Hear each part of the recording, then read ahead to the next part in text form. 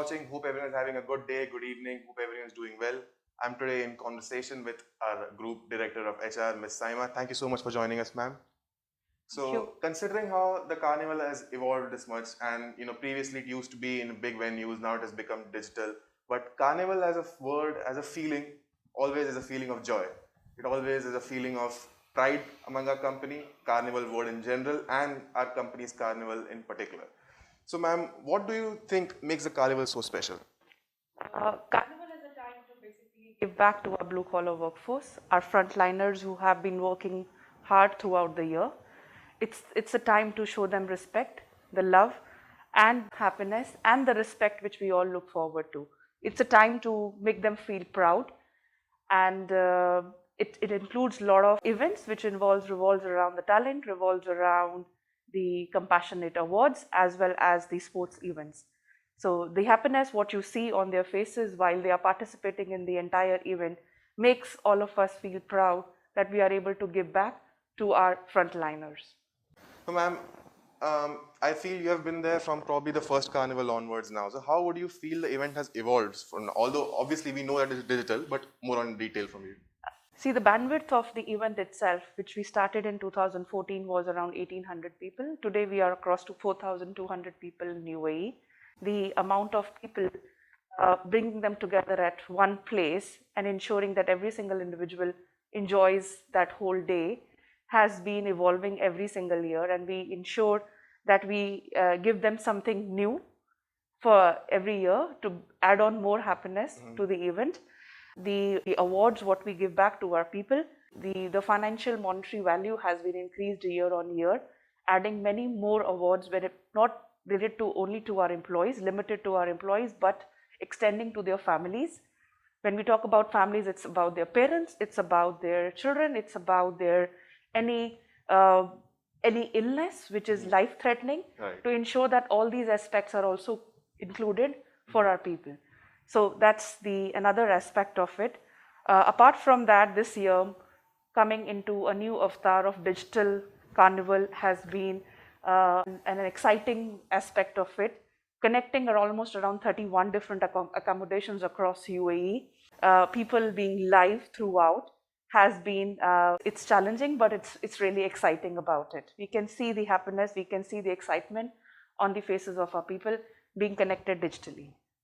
That is very true, ma'am. As you talked about awards specifically, I feel monetary value wise also and employee engagement wise, especially say to give an example, last week when I was on my way back, I spoke to some people, some frontline workers, and they said even they enjoyed a lot of the games which we have organized during our live sessions, the various awards that they have nominated for themselves. So even they are having a good time and they feel that they are involved as well.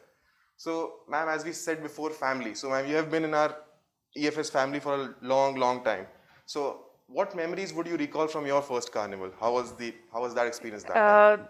The first carnival, we all were experimenting different aspects of it. We thought of bringing in sports where people get attracted to the sports as well as to the talent, because being diverse between male and female ratio in the organization, not everybody moves into the sports aspect of it, right? So how we can engage our people fully, we thought of having a talent as well as the sports, wherein all of them can be fully engaged full day with different activities. So the first carnival, I still remember that everybody wants to play every single game which was there on the ground, right? So it was challenging for us to manage the crowd going into every single this thing to the every single games, but we can feel the happiness, we can sense that happiness, that belonging, that family for that day. uh, Coming back, something which I really remember and wanted to put forward is while we were ending towards the event, all the management team sat back, and we all cleaned the entire ground. It was basically a school, and we wanted to ensure that the next day when kids come to the event, they see the place is completely clean. So we felt the way this event would have not been complete, because these are frontline cleaners are basically making the place clean for many others. So we wanted to end that event basically with what they are doing to ensure that we are also there, right?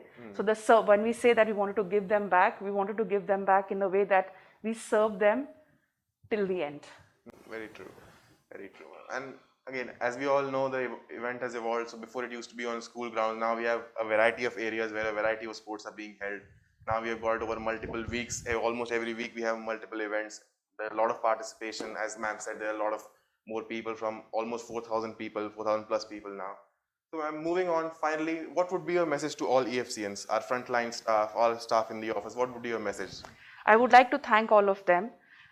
This year has been hard for all of us, specifically our frontliners who have been on the ground, rolling up their sleeves, not getting fair about the COVID, correct, and ensure that many of the places are virus free for the families, for the children, for the community, whether it is schools, whether it is hospitals, whether it is residential buildings. It really makes us feel proud that while people were quarantining themselves in their house, our people were on the ground. Our people, our feet on the ground was available for all of us to make us feel safe.